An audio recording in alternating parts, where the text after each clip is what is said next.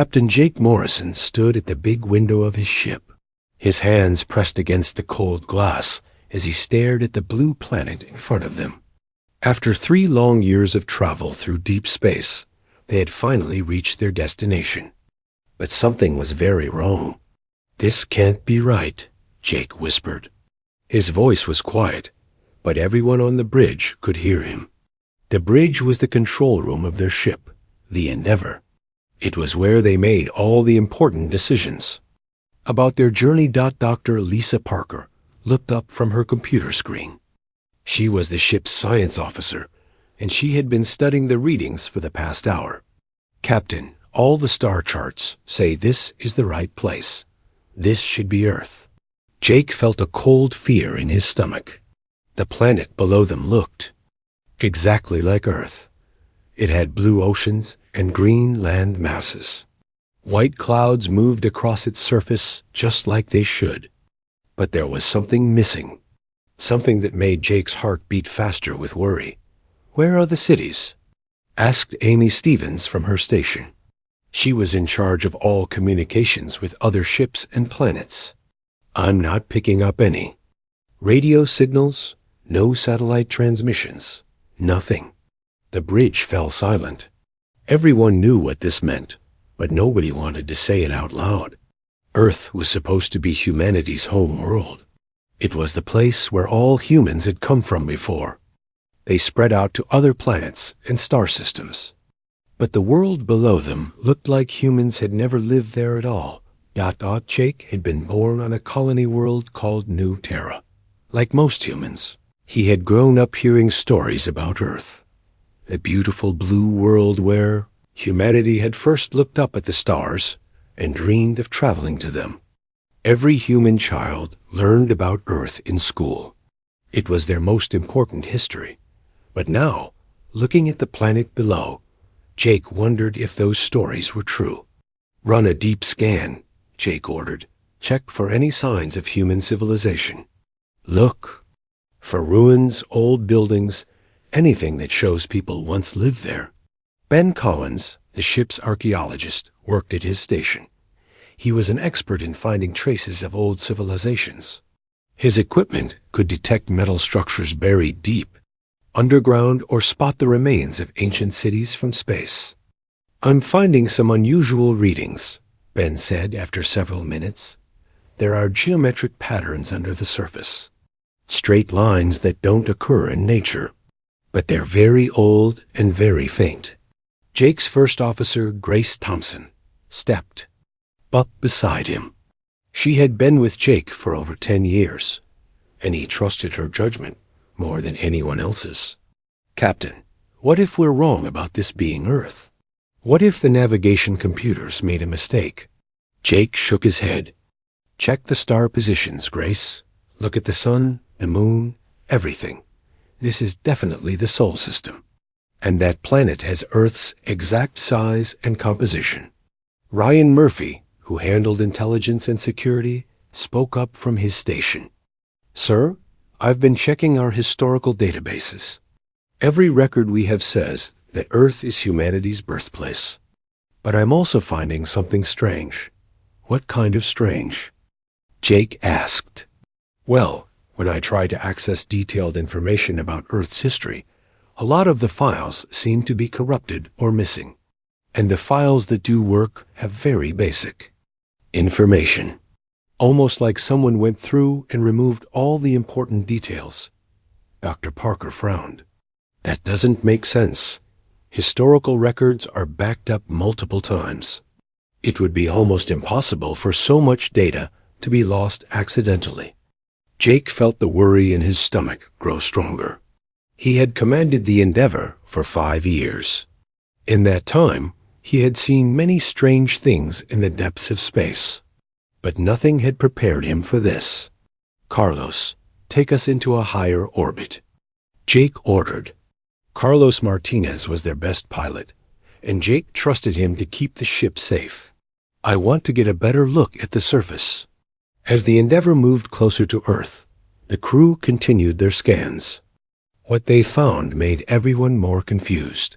The planet had all the right continents in all the right places. The oceans were the correct size and shape.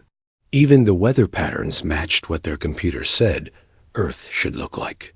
But there were no cities, no roads, no signs that intelligent life had ever existed on the planet's surface. It's like someone took Earth and erased every trace of human civilization, Amy said quietly. But how is that possible? We have colonies on dozens of worlds, millions of people who can trace their families back to Earth. Jake walked to the communications station. Amy, send a message to Colonial Command. Tell them we've reached Earth, and ask them to confirm our historical records. Amy worked at her controls for several minutes. Then she looked up with confusion on her face. Captain, I'm getting a response, but it doesn't make sense. What do they say? They're asking what we mean by Earth. They say they have no record of any planet by that name being important to human history. They're saying humanity originated on Kepler 442b. The bridge fell completely silent. Everyone stared at Amy as if she had just told them the sky was green. That's impossible, Grace said. Kepler 442b is a mining colony. It was only settled 50 years ago. Jake felt like the floor had dropped out from under him. How could Colonial Command not know about Earth? How could they think humanity came from a world that had only been colonized in his own lifetime? Amy, check the communication logs. Make sure we're talking to the right people. I am, Captain. These are definitely our people, but they seem to have no memory of Earth at all. Jake stared out at the blue planet below them. Somewhere down there were the answers to questions he didn't even know how to ask. But one thing was becoming clear. Either everyone in the galaxy had forgotten about Earth, or something had made them forget. All right, people, Jake said, his voice steady despite the fear he felt. We're going to figure out what happened here. Grace, organize landing teams. Ben, I want you to start planning archaeological surveys. Lisa, keep scanning for any signs of life or technology. What about Colonial Command? Amy asked. Jake thought for a moment. Don't tell them where we are. Just say we're exploring an uninhabited system. Until we know what's going on, we keep this between us. As the crew began their work, Jake continued to stare at Earth. The planet that should have been bustling with human life was as quiet as a tomb. But Jake Morrison had not traveled 3 years through space just to give up now. He would find out what had happened to Earth, even if it meant questioning everything he thought he knew about human history. The blue world below held secrets that could change everything, and Jake was determined to uncover them all. Dr. Lisa Parker couldn't sleep. She had been lying in her small cabin for 3 hours, staring at the ceiling and thinking about what they had found on Earth, or rather, what they had not found. She got up and walked to her computer terminal. The soft blue light filled her dark room as she began reviewing the data they had collected over the past week. The Endeavour was now hiding on the far side of Earth's moon, where other ships couldn't easily detect them. Lisa had spent her entire career studying alien life forms. She had discovered new species on 12 different worlds. But nothing in her experience had prepared her for a planet that had been completely stripped of any trace of civilization. She pulled up the soil samples that Ben Collins had collected from the surface. Under the microscope, she could see tiny fragments of metal and plastic mixed in with the dirt. These were clearly artificial materials, but they were so old and broken down that it was hard to tell what they had once been. Computer, analyze the composition of sample Earth 7, she said quietly. The computer's voice responded in a whisper so it wouldn't wake her roommate. Sample contains traces of steel, aluminum, and synthetic polymers consistent with construction. Materials, estimated age, 290 to 310 years. Lisa sat back in her chair. That time period matched exactly with when humans had first developed faster-than-light travel. It was when they had begun spreading out to other star systems and building their first colonies. She switched to another file. This one contained communication logs from the past week. Amy Stevens had been carefully contacting different human colonies, trying to learn what they knew about Earth. The results were disturbing.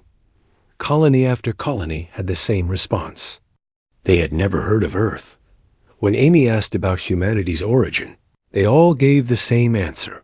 Humans had come from Kepler 442b, but Lisa knew this was impossible. She had been to Kepler 442b herself just 2 years ago. It was a small mining world with barely 50,000 people. Lisa pulled up her personal files and found her travel records. There it was, her visit to Kepler 442b in 2387. She had gone there to study the native plant life. The colony had been established in 2341, according to the official records. But now, somehow, that same colony was supposed to be the birthplace of all humanity. She opened a new file and began typing her thoughts. If she was going to figure out what had happened, she needed to organize the facts. Personal log, Dr. Lisa Parker, Day 8 of Earth investigation. Evidence strongly suggests that human civilization once existed on Earth, but was removed approximately 300 years ago. However, all official records have been altered to show a different origin for humanity. The question is, who has the power to change the memories and records of billions of people across dozens of star systems? Lisa paused in her typing.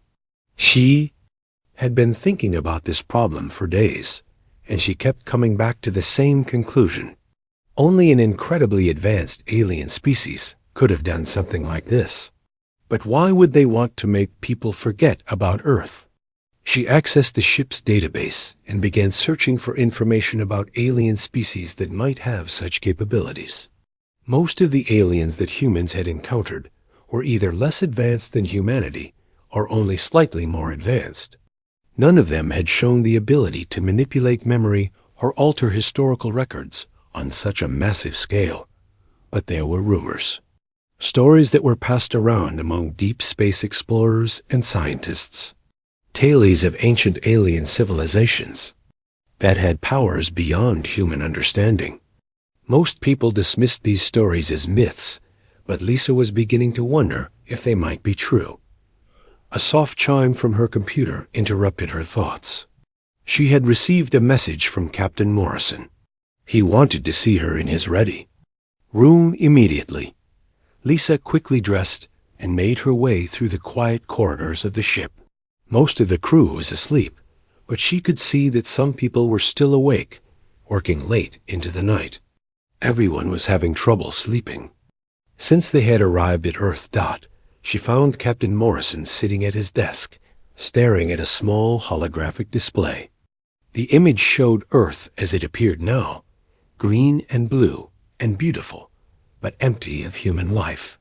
"Lisa, sit down," Jake said without looking up. "I've been thinking about what you said yesterday, about the possibility that someone or something deliberately erased all traces of human civilization from Earth." Lisa sat down across from him. "I've been thinking about it too, Captain, and I think I might have found something." She pulled out her tablet and showed him the data she had been reviewing. "Look at these communication logs. Amy has now contacted 47 different human colonies. All of them have the same false memory about humanity's origins. But here's the interesting part. The further away a colony is from Earth, the more confused the people seem when Amy asks about human history." Jake leaned forward. "What do you mean?" "Well, colonies that are within 50 light years of Earth give very clear answers. They all say humans came from Kepler 442b, and they seem completely certain about it. But colonies that are 100 light years away or more start to give conflicting information. Some say Kepler 442b, others mention different worlds. A few even admit they're not sure where humanity really came from." Jake studied the data. "So whatever did this to us its effect gets weaker over distance? That's my theory. And there's something else. I've been looking at the ages of these false memories. They all seem to start about 300 years ago. Before that, all the historical records are either missing or corrupted. Jake stood up and walked to the window. Outside, Earth hung in space like a giant blue marble. Lisa, do you think it's possible that we're the only ones who remember the truth about Earth? Lisa had been wondering the same thing. I don't know, Captain, but I think we need to find out. If there are other people out there who remember Earth, they might be able to help us understand what happened. Jake turned back to her. How do we find them without revealing what we know? If we start asking too many questions, whoever did this might notice us. We have to be careful, Lisa agreed. But I think there might be a way. Amy could send out a coded message. Something that would only make sense to someone who remembers Earth. If there are other people out there who know the truth, they might respond. Jake nodded slowly. What kind of message? Lisa smiled for the first time in days. How about something simple? A reference to Earth's moon. We could ask about the pale companion of the blue world, or something like that. Anyone who remembers Earth would know what we're talking about. But someone who only knows the false history would think we're just talking about poetry or mythology. Jake finished. I like it. Let's talk to Amy about setting up a communication network. As they left the ready room, Lisa felt a small spark of hope. Maybe they weren't alone in their knowledge of Earth's true history. Maybe there were others out there who remembered the truth. But as they walked through the corridors of the ship, Lisa also felt a growing sense of unease. If someone had been powerful enough to erase Earth from the memory of billions of people, what would they do when they discovered that some humans were starting to remember the truth? The next morning, Amy Stevens began broadcasting their coded message to human colonies throughout the galaxy. The message was disguised as a survey about human mythology and folklore. But hidden within the questions were references that only someone who remembered Earth would understand. For 3 days, they received only confused responses. Colony after colony sent back answers that showed they had no idea what the coded references meant. Lisa began to worry that they really were alone in their knowledge. But on the 4th day, everything changed. Amy rushed into the meeting room, where the senior staff was having their morning briefing. Her face was pale with excitement. Captain, I just received a response to our coded message. It came from a colony ship in the Vega system.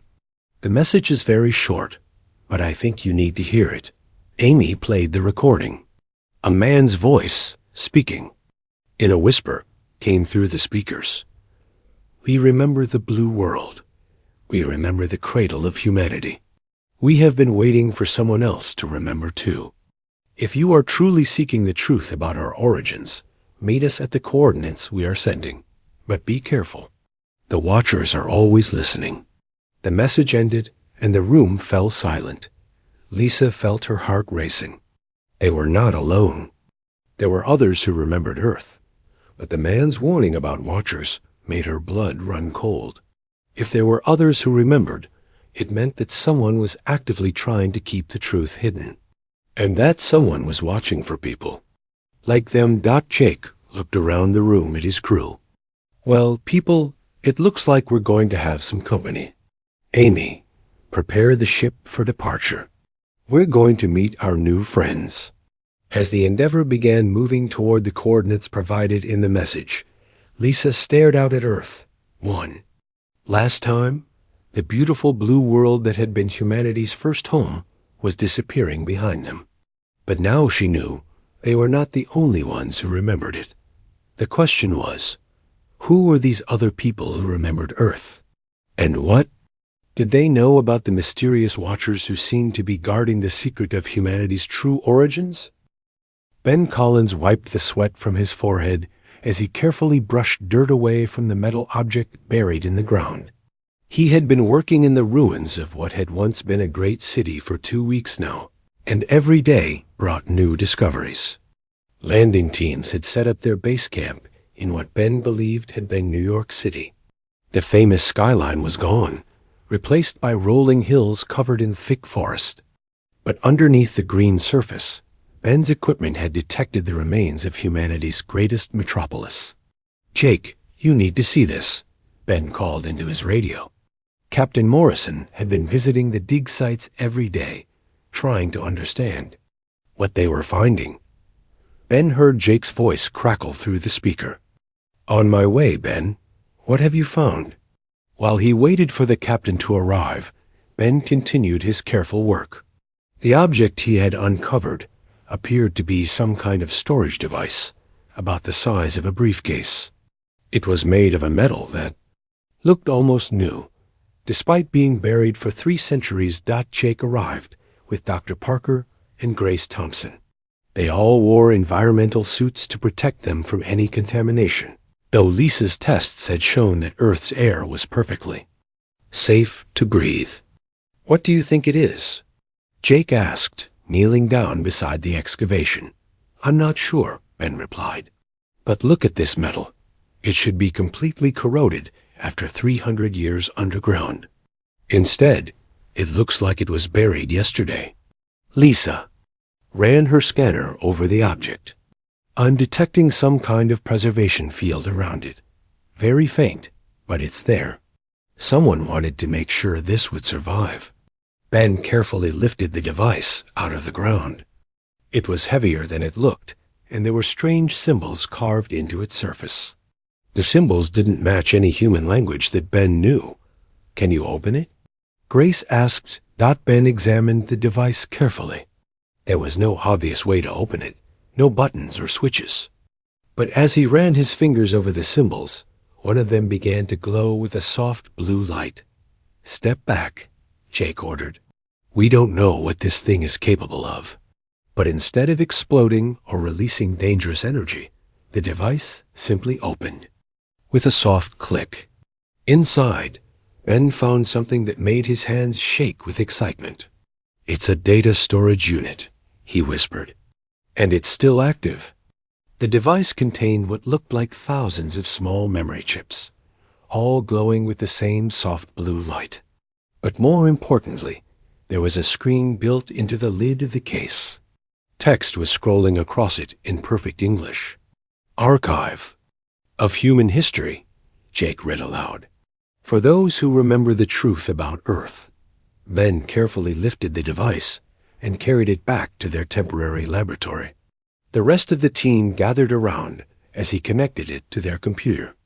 "Systems. The data is encrypted," Ben said as he worked. "But it's using human encryption methods. Give me a few minutes to break the code." While Ben worked, Lisa studied the strange symbols on the outside of the device. "These markings aren't human," she said. "But they're not like any alien writing I've ever seen either." After 20 minutes of careful work, Ben managed to access the files. What they found inside changed everything they thought they knew about Earth's history. The archive contained detailed records of human civilization on Earth, going back thousands of years. There were maps of ancient cities, records of scientific discoveries, and even video files showing daily life on Earth before the Great Forgetting. But the most important files were the ones dated just before humanity developed, faster than light travel. These files spoke of something called the consensus and warned of a coming catastrophe. "Listen to this," Ben said, reading from one of the files. "Day 1247 of the Earth Defense Project.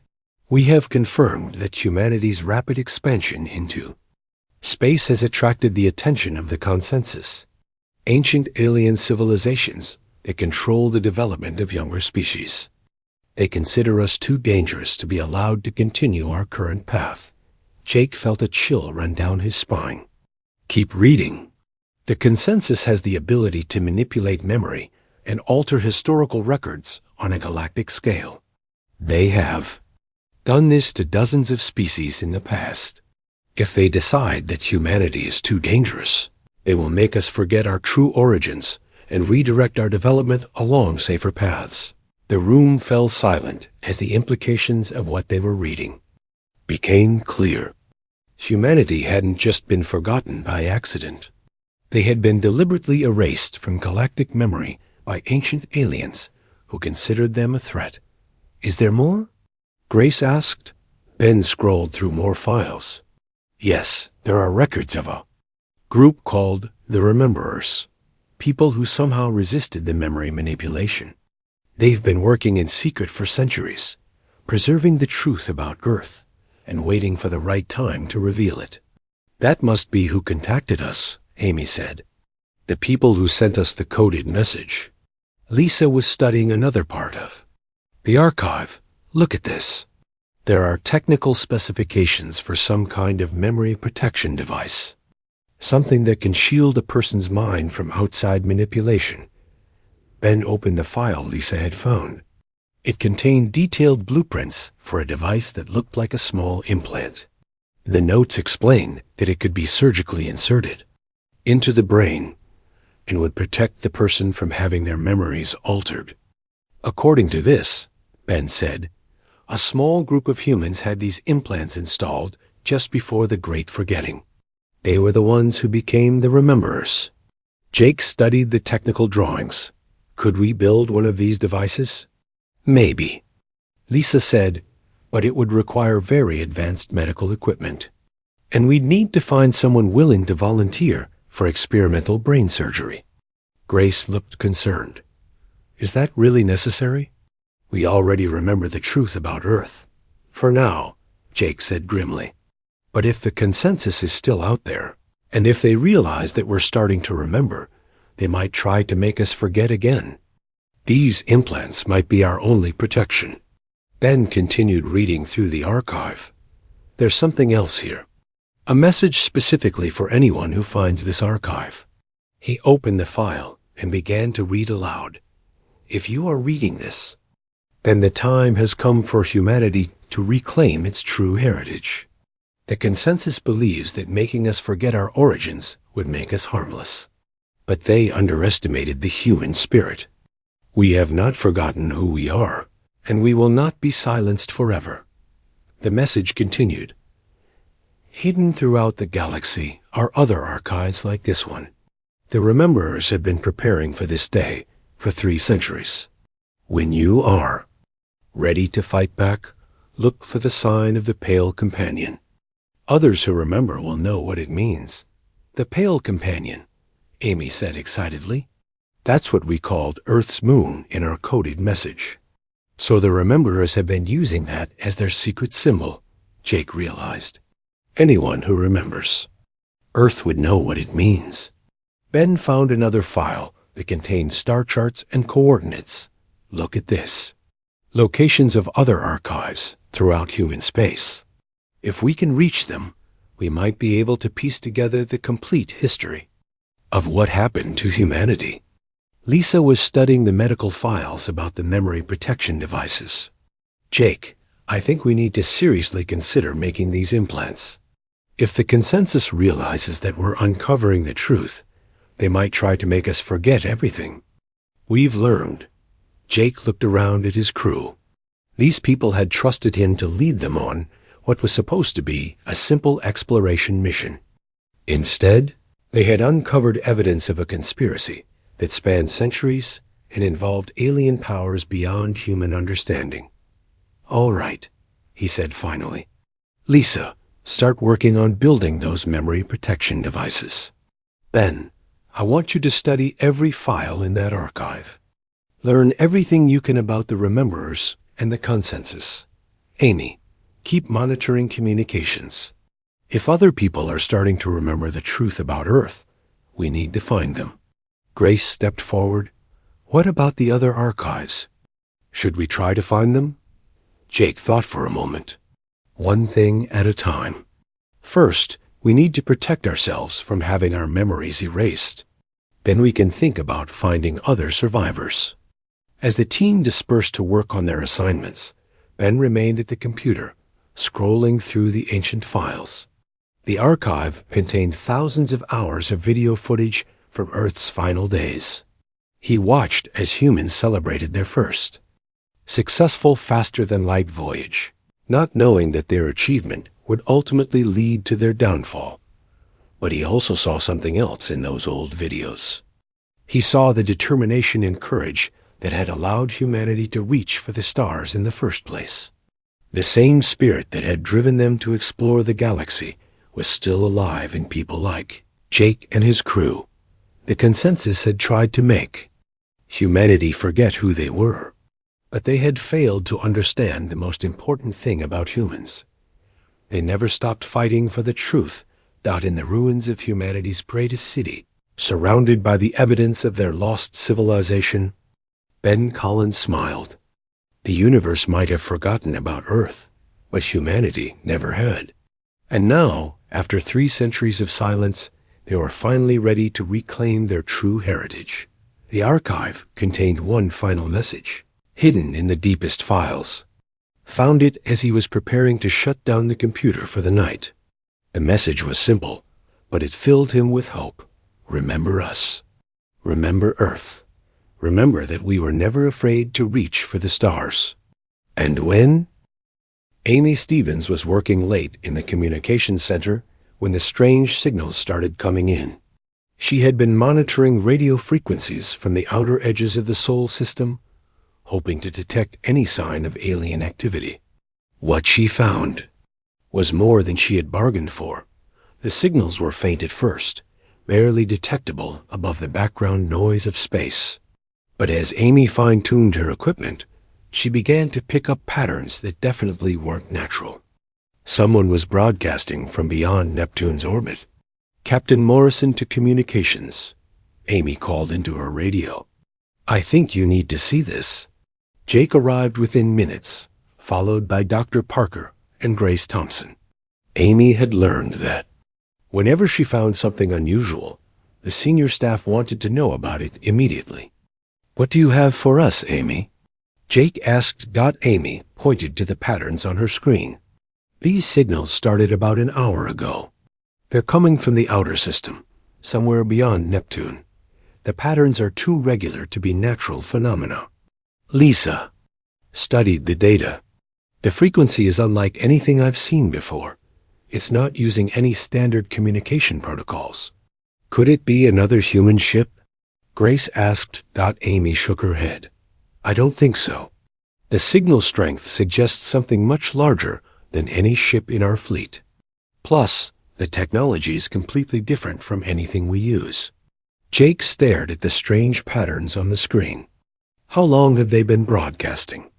About an hour. But here's the strange part. The signals seem to be directed toward Earth.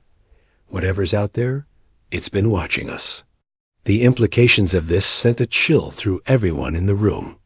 If there were alien ships in the Sol system, they had been observing the Endeavor's activities around Earth. They knew about the landing teams and the archaeological discoveries. Can you decode the signals? Jake asked. Amy had been working on that problem since the signals started. I'm trying, but the encryption is incredibly advanced.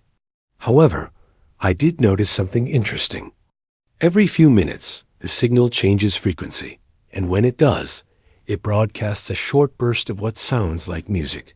Music? Lisa asked. Let me play it for you. Amy adjusted her controls, and a haunting melody filled the communications center. The music was beautiful but alien, unlike anything any of them had ever heard. Jake listened carefully. It almost sounds like they're trying to communicate, like they want us to know they're there. Or maybe they're trying to tell us something, Grace suggested. Could this be some kind of greeting? Amy continued working on the signals, while the others discussed what to do. After another hour of analysis, she made a breakthrough.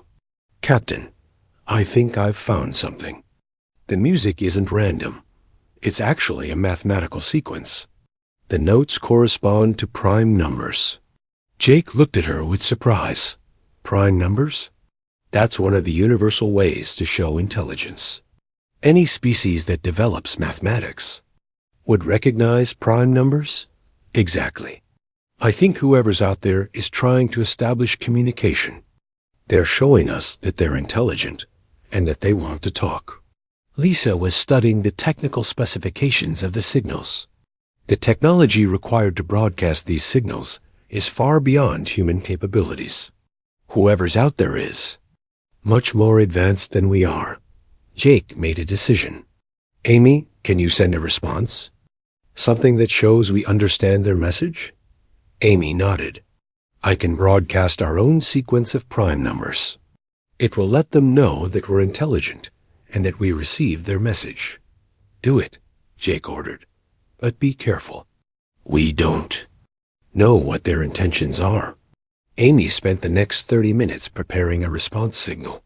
She broadcast a sequence of the first 20 prime numbers, using the same frequency and technical specifications as the alien signals. The response was immediate. The alien signals stopped, and for several minutes, the communications center was filled with silence. Then, slowly, new signals began to appear. They're responding, Amy said excitedly.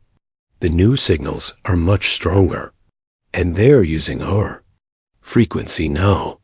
The new signals were different from the first ones. Instead of mathematical sequences, they contained what looked like pictographs, simple drawings that showed various objects and concepts.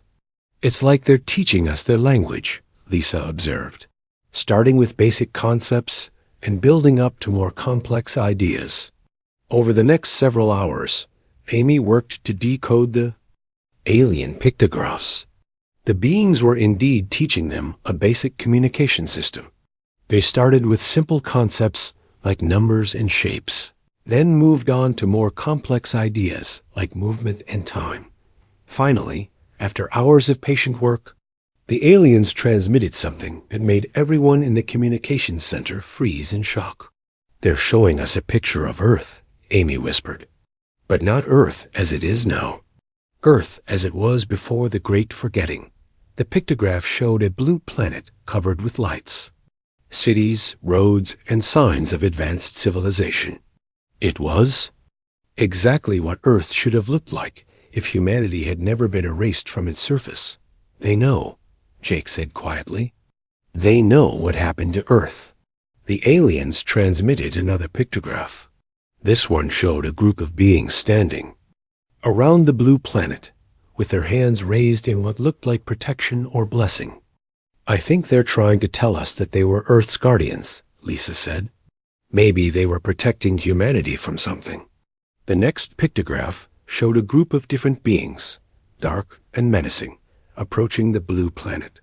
The protective beings moved to intercept them, and a battle ensued.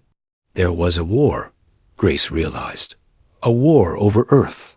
Amy continued to decode the pictographs. The story they told was amazing and terrifying. The protective beings had been allies of humanity, but they had been defeated by the dark beings. The final pictograph showed Earth being surrounded by a strange energy field, and then all the lights on the planet going out. The dark beings are the ones who erased Earth, Jake said. And these aliens we're talking to were trying to stop them. The aliens transmitted one final pictograph. This one showed a spaceship, similar to the Endeavour, approaching Earth. Around the ship were several alien vessels, positioned as if they were protecting it.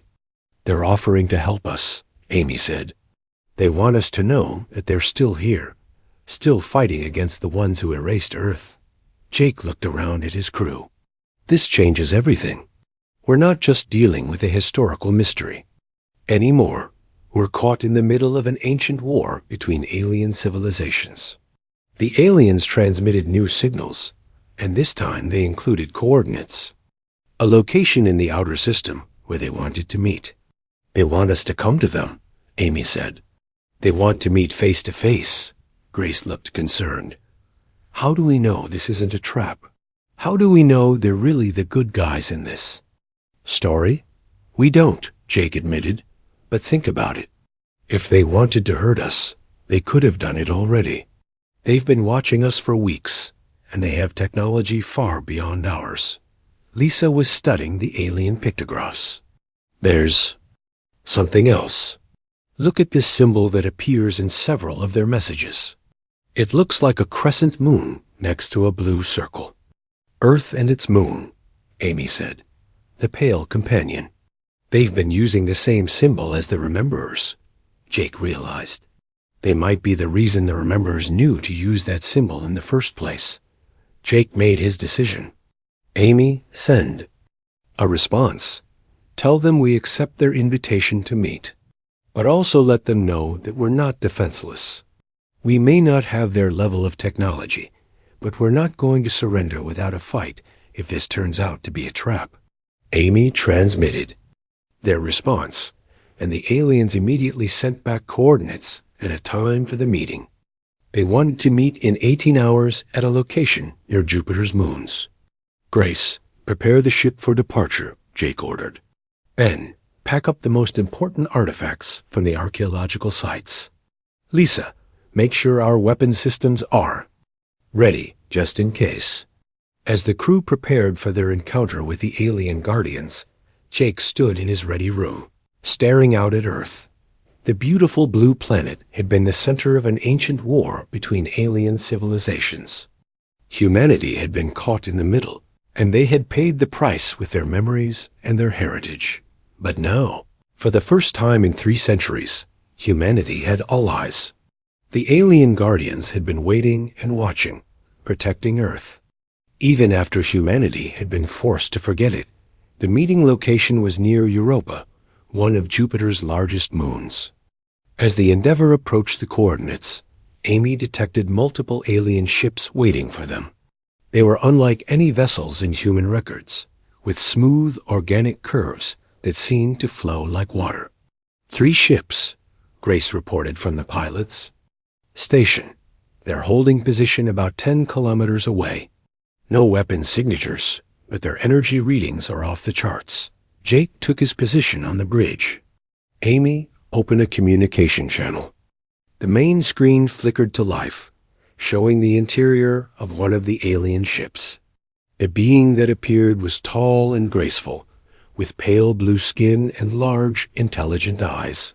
When it spoke, the words were translated automatically by the communication system the aliens had established. Welcome, humans of Earth, the alien said. I am Navigator Kethfer of the Tal Shara. We have been waiting a long time for this moment. Jake stepped forward. I'm Captain Jake Morrison of the human vessel Endeavour. We've received your messages, and we understand. Ryan Murphy had always been good at finding patterns in data that other people missed. As the Endeavour's intelligence analyst, he spent most of his time looking for connections between seemingly unrelated pieces of information. But the message they had received 3 days ago was unlike anything he had ever encountered. The message had come from someone calling himself the Archivist. It arrived on a frequency that should have been impossible to access without military-grade encryption. Equipment. But somehow, this mysterious person had reached them with perfect clarity. Ryan sat in his small office, surrounded by computer screens displaying communication logs, star charts, and personnel records. He had been working for 18 hours straight, trying to trace the source of the Archivist's message. Computer, run another trace on the signal origin, he said quietly. Unable to determine signal origin, the computer responded. Signal appears to originate from multiple locations simultaneously. Ryan frowned. That was the 7th time he had tried to trace the signal, and each time he got the same impossible result. The message seemed to come from everywhere and nowhere. At the same time, a soft chime from his computer indicated that he had received another coded message. This one used the same encryption methods as the original message from the Archivist. Ryan decoded the message and felt his heart rate increase as he read it. Agent Murphy, your efforts to trace our communications have been noted. Do not be alarmed. We are friends. We are the ones who have been waiting for Captain Morrison and his crew to discover the truth about Earth. We would like to arrange a meeting to share information that will be vital to your mission. Reply using the attached encryption. Key if you are willing to meet. Remember, trust no one except those who speak of the Pale Companion. Ryan stared at the message for several minutes. How did they know his name? How did they know about their mission to Earth? And how had they managed to observe his attempts to trace their signals? He decided to take the message to Captain Morrison. Immediately, Ryan found Jake in the observation lounge, staring out at the stars. The captain had been spending a lot of time there since their meeting with the Tal Shara. The weight of the decisions they faced seemed to be taking its toll on him. "Captain, I need to show you something," Ryan said, handing Jake his tablet.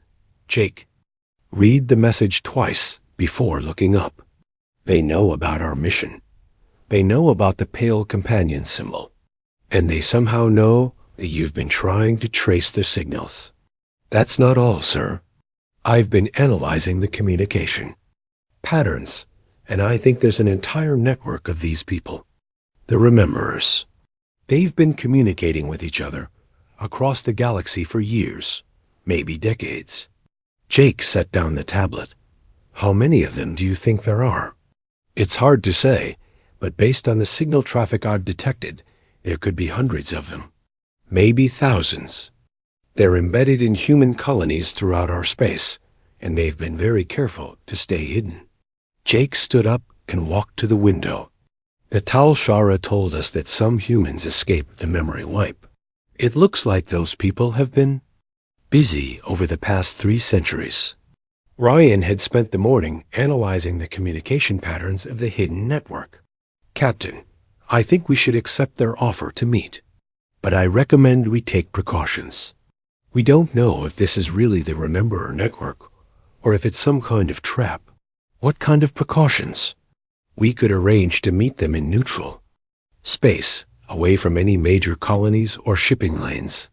And we should bring some of the Tal Shara ships with us for backup." Jake nodded. "Good thinking. How do we contact them?" Ryan pulled up the encryption program on his tablet. They included a communication key with their message. "I can send a reply using their own system." Jake thought for a moment. "Tell them we're willing to meet, but we choose the location.